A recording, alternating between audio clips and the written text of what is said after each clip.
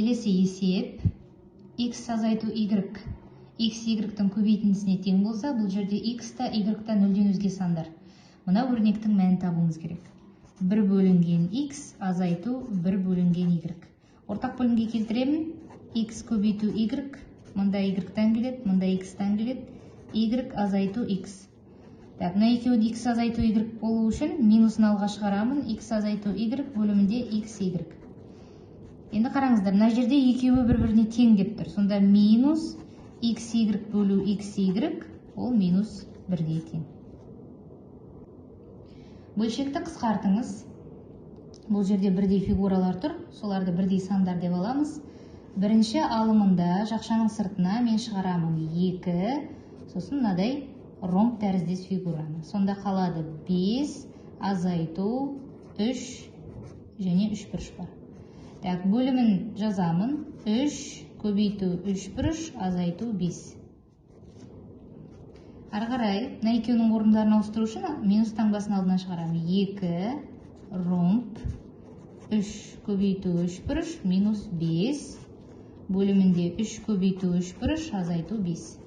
Екеу қысқарып кетеді, сонда қалады минус 2 көбейту осындай белгі. Осындай есеп тағыда бөлшекті қысқартыңыз, тең болады. Мына жерде ромбты шығарып жіберемін. Сонда 4 көбейту 3 бұрыш минус ромб. Мына жерден 2-ні шығарып жіберемін. 2 4 көбейту 3 бұрыш. Тағыда орындарын ауыстырамын. Минус ромб азайту 4 3 бұрыш. 2 ромб минус 4 3 бұрыш. Екеу қысқарып кетеді, сонда минус ромб бөлінген 2.